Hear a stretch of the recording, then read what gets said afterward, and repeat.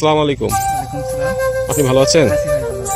আমি Rafiqul Islam, buyer crop science থেকে আমি আসছি। আমরা বায়ার ক্রপ সায়েন্স আপনাদের এলাকায় দুইটা হাইব্রিড ধান এবছর বিক্রি করেছিলাম। একটা হচ্ছে এরাইজ এজেড 7006 আর একটা হচ্ছে ধানিগোল্ড। তো বলেন তো এই দুইটা ধান কিরকম? মানে আপনার এই পাশের ধানটা কি? এই ধানটা হচ্ছে ধানিগোল্ড। ধানিগোল্ড, হ্যাঁ, এই ধানটা খুব সুন্দর হয়েছে। তার কি আবার এই ধানটা এজেড, এই ধানটা খুব সুন্দর, রোগ বালাই খুব কম, স্প্রেও কম লাগে।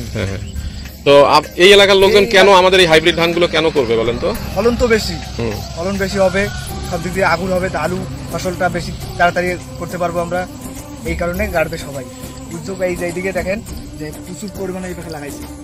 এটাতে ছিল সবকিছু সোনা ফাই, এখন লাগাইছে এজেড হাইব্রিড। তো এই দিকেও ধান লাগাইছে, ওই পাশে এখনো কিন্তু গুটি স্বর্ণা কিছু চাষ করছে। হ্যাঁ, কিন্তু দেখা যাচ্ছে যে আমাদের এই যে এজেড আর ধানিগোল্ড এগুলো চেয়ে ওইগুলো অনেক লেট সেটা। তারপরে এই যে বৃষ্টি বর্ষার পরে পোকার আক্রমণ বেশি, স্প্রে বেশি দেওয়া লাগে, খরচ বেশি। তাহলে ওইটা চেয়ে ওই যে এটার থেকে সোনা ফাইবার থেকে ধানিগোল্ড অনেক সুন্দর। কয়দিন আগে কাটা যাবে? ওরছে এক মাস আগে কাটা যাবে। তাহলে এটা কাটার পরে আপনারা খুব সহজে আলু করতে পারবেন, আবার অনেকে সরিষা করতে পারবে, করে আবার যদি আগুন হয় তাহলে আগুন ফসলটাও ভালো হবে।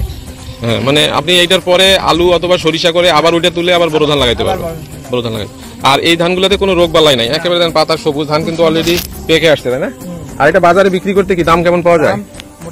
মোটামুটি না? এটা কি আপনারা, আর এই ধানের কিছু দেখা যাচ্ছে যে পাতাগুলো খুব গাঢ় সবুজ, আর কয়েকদিন আগে এই যে বাতাস হওয়ার কারণে কিছু হয়তো একটু দানাটা কালো হয়েছে কিছুটা, কিন্তু এটার মধ্যে দানা আছে। কিন্তু এটাতে যদি আমাদের নাটিভো স্প্রে করা যেত তাহলে কিন্তু দানাটা আরো ভালো, নাটিভো বাইরে। হ্যাঁ, এই এলাকায় দেখতেছি অনেক, এই মাঠটা গোটাটাই দেখতেছি আমাদের বায়ারের হাইব্রিড এজেড আর ধানিগোল্ড, তাই না?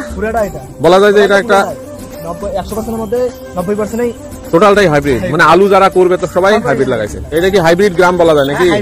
এরাইজ হাইব্রিড গ্রাম বলা যায়। তো ধন্যবাদ, আপনার কথা শুনে ভালো লাগলো। এখান থেকে আমি একটা জিনিস বুঝতে পারলাম যে আমি মাছ দিয়ে আসতেছিলাম, মাঠে নামলাম আর কি, যে ধানগুলো দেখাচ্ছে একটু উঁচু, ধানের অনেক জায়গায় পাক ধরছে, অন্য লোকাল যে সোনা ধানগুলো আছে উঠছে 10 থেকে 15-20 দিন আগাম।